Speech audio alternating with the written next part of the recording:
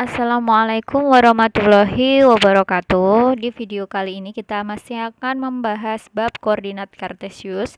Untuk pembahasan materinya, posisi garis terhadap sumbu koordinat. Posisi garis yang pertama yaitu garis yang sejajar dengan sumbu koordinat. Kita gambarkan bidang koordinatnya terlebih dahulu. Di sini ada garis M. Garis M dia sejajar dengan sumbu X. Karena apa?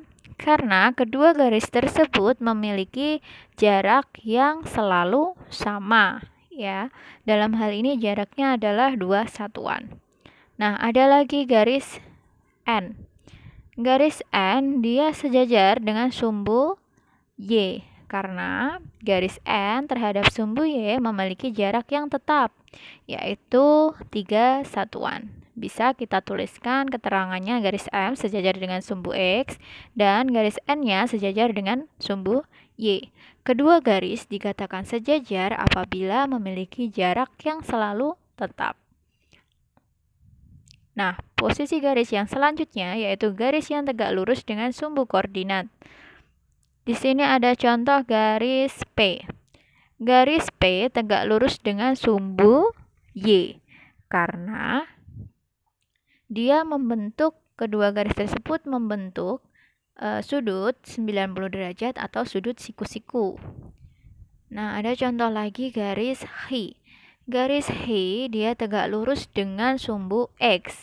Sama karena membentuk sudut 90 derajat atau sudut siku-siku. Bisa kita tuliskan keterangannya garis P tegak lurus dengan sumbu Y dan garis H-nya tegak lurus dengan sumbu X. Nah, kesimpulannya, kedua garis yang tegak lurus itu artinya kedua garis tersebut saling memotong atau saling berpotongan dan membentuk sudut siku-siku atau 90 derajat. Nah, posisi garis yang ketiga yaitu garis yang berpotongan dengan sumbu koordinat. Karena tadi sebelumnya sudah mempelajari yang tegak lurus, pasti sudah tahu yang dikatakan kedua garis berpotongan. Ya. Nah, di sini garis A dia berpotongan dengan sumbu X ya, berpotongan. Nah, kemudian ada garis lagi garis B. Garis B berpotongan dengan sumbu X dan sumbu Y. Jadi tahu bedanya ya. Nih, garis A-nya memotong sumbu X dan B-nya memotong sumbu X dan sumbu Y. Jadi, garis yang tegak lurus dengan sumbu koordinat tadi, ketika garis tersebut membentuk sudut 90 derajat. Namun, jika tidak membentuk sudut 90 derajat, maka garis hanya dikatakan berpotongan ya, berpotongan dengan sumbu koordinat. Nah, untuk contoh soalnya, perhatikan soal berikut.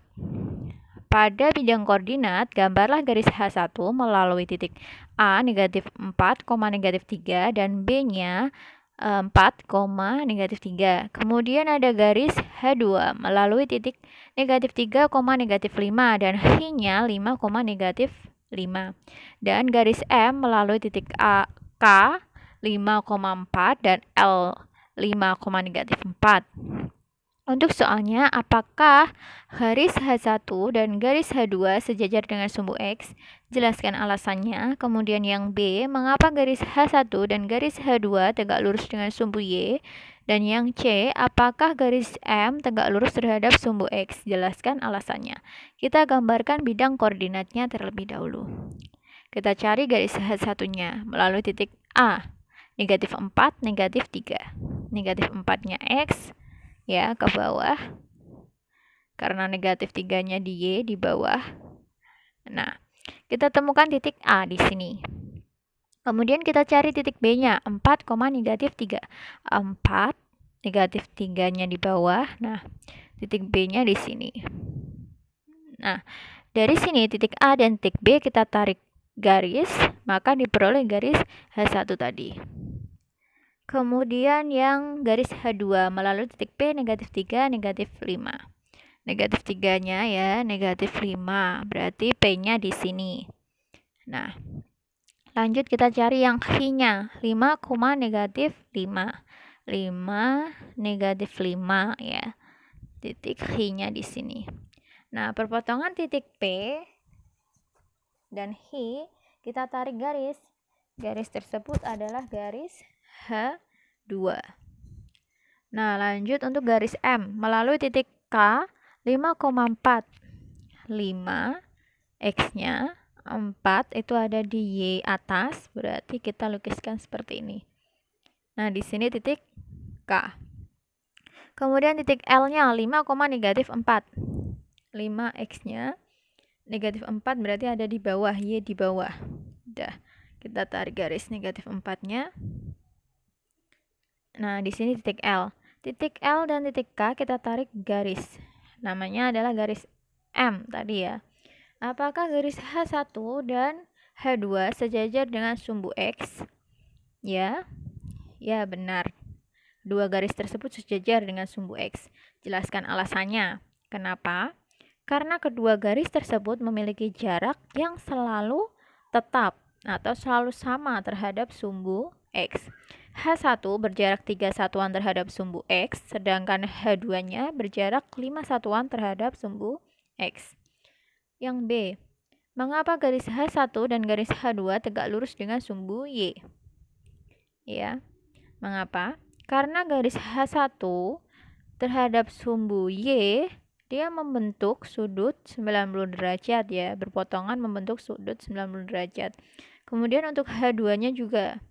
H2-nya memotong sumbu Y dan membentuk sudut 90 derajat. Itu artinya antara soal A dan soal B itu ada hubungannya. Ketika garis yang sejajar dengan suatu sumbu koordinat, maka dia pasti akan tegak lurus dengan sumbu koordinat lainnya. Nah, tadi ya simpulannya. H1 dan H2 itu kan sejajar dengan sumbu X.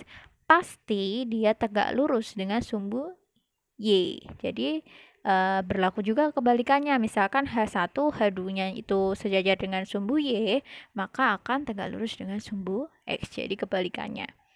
Kemudian yang C. Apakah garis M tegak lurus terhadap sumbu X? Jelaskan alasannya. Garis M di sini dia tegak lurus dengan sumbu X, benar? Benar. Karena kedua garis tersebut memotong ya, atau berpotongan dan membentuk sudut 90 derajat. Nah, itu ya. Di garis M dan sumbu X-nya membentuk sudut 90 derajat. Nah, untuk latihan soalnya ada 2 soal. Yang pertama itu pada bidang koordinat, gambarlah garis yang melalui pasangan titik berikut, kemudian tentukan hubungannya terhadap sumbu X dan sumbu Y. Nah, itu sama seperti contoh tadi dikerjakannya ya. Kemudian yang nomor 2, perhatikan gambar di samping. Jelaskan mengapa garis G berpotongan dengan garis L dan garis K2.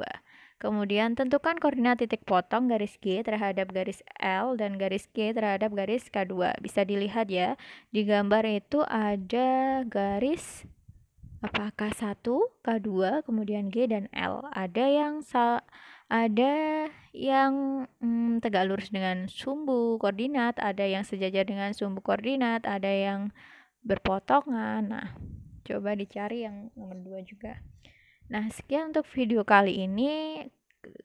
Kalian sudah memahami mengenai posisi garis terhadap sumbu koordinat. Ada 3. Yang pertama tadi yaitu posisi garis yang sejajar dengan sumbu koordinat, kemudian ada garis yang tegak lurus dengan sumbu koordinat, kemudian yang terakhir ada garis yang berpotongan dengan sumbu koordinat.